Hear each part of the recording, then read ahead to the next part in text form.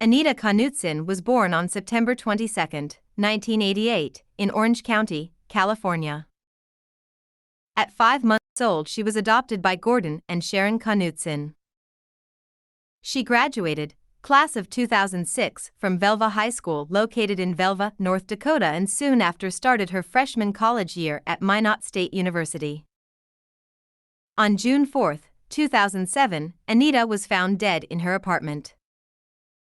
The case of who killed Anita Knutson seemed as though it would never be closed until recently on March 16, 2022, when the Minot police finally announced an arrest had been made. In the past 15 years, throughout all the articles and videos documenting Anita's case, a list of the same people of interest have popped up over and over, with only 3 of them seeming to be viable as far as access to the apartment, and only one with a possible motive. The strange jogger, the maintenance man, temporary workers roofing a building nearby, Tyler Schmaltz, and the roommate who until now hadn't been named. A description of a jogger seen running in the area around the time Anita was believed to be murdered was given to police. This jogger soon came forward and was ruled out. Nothing came of the interview of the roofing workers, although the police did admit that they may not have interviewed all of the people who were working on the site. The evidence at the crime scene, however, would point to someone who had access to the apartment, maybe someone who did what they did in a fit of rage. As far as the police were concerned, they had 3 suspects that fit this theory, and 2 of them would prove to be intriguing people of interest. First person of interest on the scene of the crime was the maintenance worker. On the Friday before Anita's murder, her mother Sharon said that she spoke with her. Anita told her mother that she was going home. On Saturday, Sharon called Anita with no answer. On Sunday again no answer, on Monday again no answer. Sharon, concerned about Anita's well-being, asked her husband Gordon to check on her. When Gordon arrived at Anita's apartment, he noticed her car was in the parking lot. He knocked on the door again, no answer. Gordon would speak to the apartment manager to see if she could open the door. The apartment manager's boyfriend, the maintenance man, told Gordon that he had noticed a cut in the screen of the window in Anita's bedroom. The maintenance man led Gordon to the window. Looking into the window, Gordon seen Anita laying face down on her bed. Gordon leaned into the window, touched her head, and told the maintenance man, "Get that door open." Inside the apartment, there were no signs of foul play except for Anita's bedroom. Anita was laying face down on her bed. She was wearing a robe and the mattress was soaked in blood. According to Gordon, she was cold to the touch. The crime scene yielded no evidence of a robbery or sexual assault. The murder weapon was found at the scene and DNA evidence was collected. It is not stated that Anita did or didn't have defensive wounds on her body. It is stated, however, that she had 2 stab wounds to the front of her chest. Blood was found where the knife had been used to cut the screen, indicating that killer most likely did this to stage the scene, and the window was not believed to be the point of entry. The door was locked, which means the killer locked it when they left. Although they could have entered through an unlocked door, it is possible that the perpetrator owned a key. At a crime scene where someone would stage a false entry point, it does become easier for the investigators to believe that the killer was known to the victim. Why would someone create a false entry point?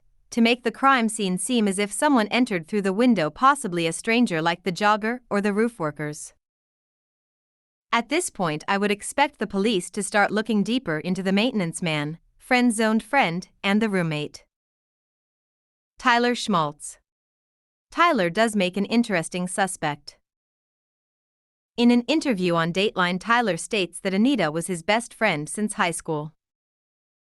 They went to their senior prom together.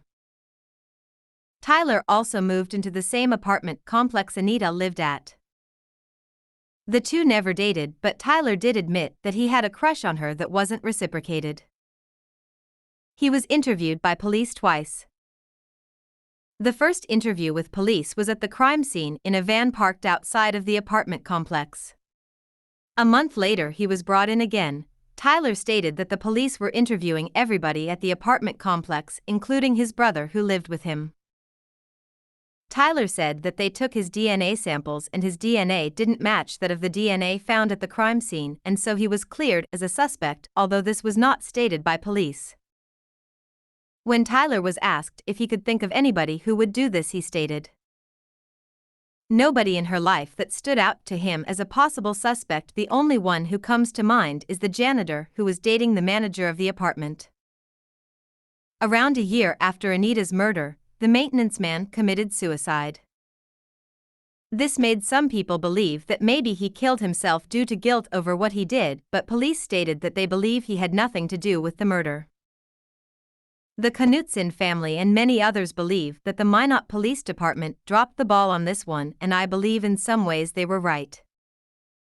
After all, if Tyler's statement in his Dateline interview is true, why did it take a month for investigators to interview the people who lived in the apartment complex?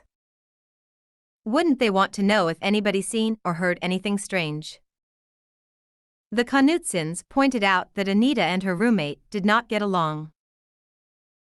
Wouldn't they want to know if someone seen the roommate or her vehicle at the apartment complex?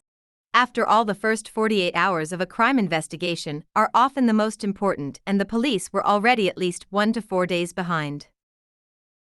When was Anita murdered? Her last contact with her mother was on Friday night, and she was said to have called out of work on Saturday. It was not stated if she was a no-show or if she actually did call out, but her missing work did not raise suspicion. Detective Talbot stated in the affidavit released in March 2022 that Knutson was texting with a friend on Sunday, June 3, 2007. Her last reply was at 4:48 a.m. and her phone records showed a text was sent to her at 4:53 a.m. Based on forensic analysis, it is believed that she died sometime either in the early morning of Sunday the 3rd or sometime later that day, with Friday and Saturday ruled out as the day of Anita's murder. It would have been undoubtedly valuable for the police to have interviewed the apartment residents as soon as possible. The roommate. Anita's roommate had yet to be named until this year. Unlike Tyler, Nicole Rice tended to stay away from any interviews. The police questioned Rice, who was said to have a solid alibi. She was at her parents' home all weekend long. Sharon and Gordon told the police that Anita and Nicole did not get along. Sharon said that she did not think Nicole was a safe person because she would invite male friends over and leave them at the home. Anita told her mother that Nicole would send her threatening messages. Sharon also stated that Anita and her roommate argued about almost everything. One of these arguments led to Nicole slamming Anita's foot in the door. Her parents believed that Anita had plans on moving out of the apartment, but sadly she would never have the chance. DNA swabs were taken from Nicole Rice at the time of Anita's murder. It hasn't been verified, however, if the DNA comparisons were ever made or if anybody was ever ruled out by DNA testing. The crime scene. Anita was found laying on her stomach with her face down on the bed, but she had been stabbed twice in the chest. In stabbing murders, a lot of the time a victim will have many more stab wounds, including lacerations, which would most likely be what we would call defensive wounds, and punctures, which would most likely be the life-threatening stab wounds that would enter the body of the victim and cause major blood loss. If Anita was stabbed on her bed with no defensive marks, it could be possible that she was asleep. If she was stabbed in the front of her body and not in the back, yet she was laying face down, it is very possible that her killer turned her over after stabbing her. She was also said to have a robe over her body. It is not 100% specified if she was wearing the robe when she was murdered or if someone had placed it over her after she was murdered. I believe there are two reasons for someone placing the robe over her body. One, because they don't want to see what they have done, or two, because they don't want other people to see what they have done. I would like to know if Anita was found in more of a fetal position or if she was fully laying on her stomach face down. This would make it more clear if the murderer actually really did flip her body over or not. Also, blood analysis of the crime scene can confirm whether or not Anita's body was moved after her death. If she was moved, I believe this shows another sign of the murderer either not wanting to see what they have done or not wanting other people to see what they had done. Most likely the latter, because if you don't want to see what you did, you would most likely cover it up, not think about turning the body over. The window was left open with a split screen. Maybe these acts were done intentionally to make it less likely for Anita's body to be discovered through the view of the window. All of what I am about to say is my clarified thoughts and personal opinions based on the small amount I've read about the crime scene. 2 stab wounds and no defensive wounds, possibly murdered while sleeping by someone who had enough anger towards her to kill her, but the murderer was not angry enough to overkill the victim. Possibly posed/covered up victim, most likely a covered up crime scene to delay discovery, or shame felt by the murderer. Window cut after murder. Creating a false entry point is usually something a stranger does not do at a crime scene.